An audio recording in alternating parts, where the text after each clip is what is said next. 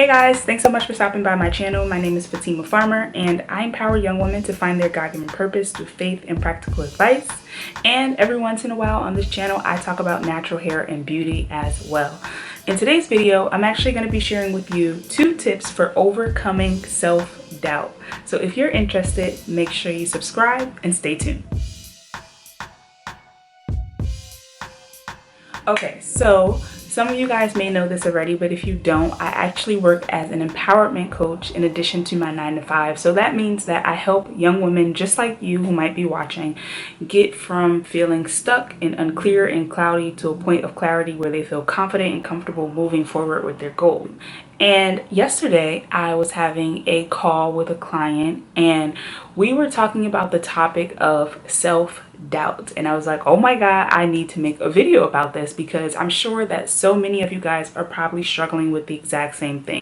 Self-doubt is like that little voice in your mind that tells you that you're not good enough or that you're not ready or that you don't have certain qualifications or skills in order to do something that maybe you really want to do or that God may have called you to do. And self-doubt can be really, really hard to overcome. But once you get to that other side and you start believing that what you want to actually do is obtainable and possible, it can change your entire life. And I can speak from experience when I say this. I'll actually link a few videos if you click the little I so you guys can watch my story of how I found my purpose and how I started walking in my purpose. But it's not always easy when you get a call from God or you get pushed to do something, but you feel like you're so doubtful of yourself. You feel like you can't actually achieve the things that have been placed over your life. So I actually want to share a psalm that came from this book that, well, obviously from the Bible, but I am reading this devotional called Wake Up to the Word by Joyce Meyer. And if you guys want to see a review on this devotional, give me a thumbs up and I'll do one. But I share a lot of this daily on my Instagram stories. If you follow me there, you can check it out. But each day there's basically a word and there is a scripture that goes along with it in a passage. So the one that I want to read today that actually resonates a lot with this topic is self-image. And the definition is one's own idea of oneself or sense of one's self-worth. And I want to talk about this because your self-image ties in directly to self-doubt. If you're constantly doubting yourself and constantly downplaying your strengths and constantly telling yourself different narratives about how you aren't good enough, it's directly connected to your self-image and your self-confidence and how you view yourself, but more importantly, how God views you. So I'm going to continue into the passage.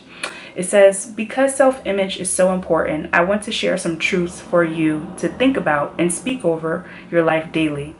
As you do, they will help remold your image of yourself, and you can see yourself as God sees you.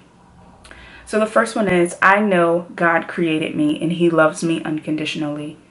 I am not a failure just because I am not perfect. I have right standing with God through Jesus Christ. I like myself. I do not like everything I do, and I want to change, but I refuse to reject myself. God has a plan for my life. I am going to fulfill my destiny and be all that I can be for His glory. I am nothing, yet I am everything. In myself, I am nothing, and yet in Jesus, I am everything I need to be. And the scripture for today is Psalms 139, verse 14. And it says, I will praise you, for I am fearfully and wonderfully made. Wonderful are your works. My soul knows it very well. And the 2 tips that I want to share really quickly regarding how to overcome self-doubt, in addition to this passage that I just shared from the Wake Up to the Word devotional. The first one is to get comfortable with being uncomfortable. If you have self-doubt and it's something that you want to overcome, and maybe you've prayed and asked God to help you overcome those insecurities, you're going to have to be comfortable with being uncomfortable, because in order for you to grow and stretch, God is going to place you in different circumstances that forces you to face those things that you feel uncomfortable about. You're going to start to notice that you're going to be placed more and more in those situations that make you uncomfortable, and that is how you start to stretch. That is how you start to grow, when you embrace those as opportunities versus situations to make you look silly or make you look like a fool. It's actually a chance for you to overcome that self-doubt that you've built up.